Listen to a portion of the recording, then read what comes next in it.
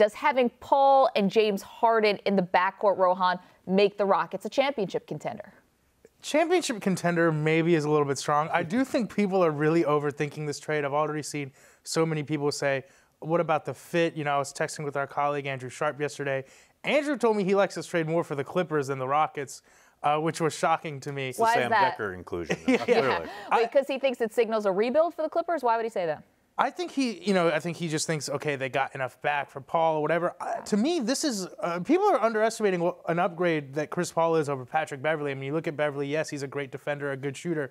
We're talking Chris Paul, one of the greatest point guards of all time, someone who for stretches of the league last year, even with Russell Westbrook, even with Stephen Curry, was at times the best point guard in the NBA.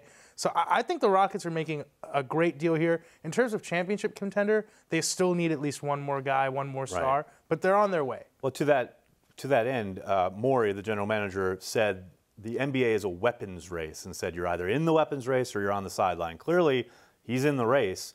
Who else can they look at? I mean, he has stated outright they want to take down the Warriors. And to do that, they're going to need a few more pieces. First of all, shout out to my fellow Northwestern alum, Daryl Morey. I love that he's going for it. I really do love that he's going for it. Wednesdays with Morey. Yes. Yesterday made 6 trades in a day. You do like to see that, though, that he's going for it too many rather teams, than I'm going to wait for the window to close and then get after it. Too many teams are worried about waiting out the Warriors. So I think the obvious name for the Rockets right now is Paul George. Do they have the assets to get him? I'm not sure. Are they willing to dangle someone like Eric Gordon, Ryan Anderson? Is it going to be a 3-team trade?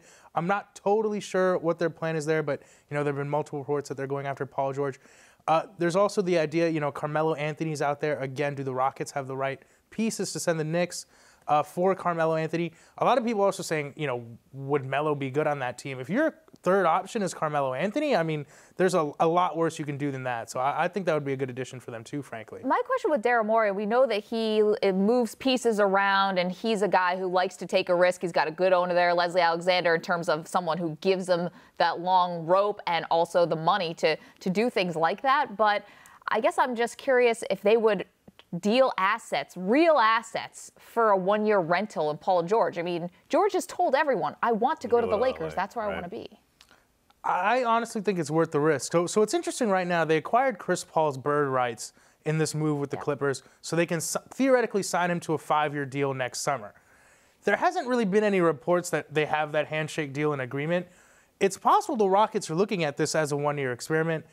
You know, maybe they bring in George too and see how it goes for 1 year, and they can kind of reload again next summer.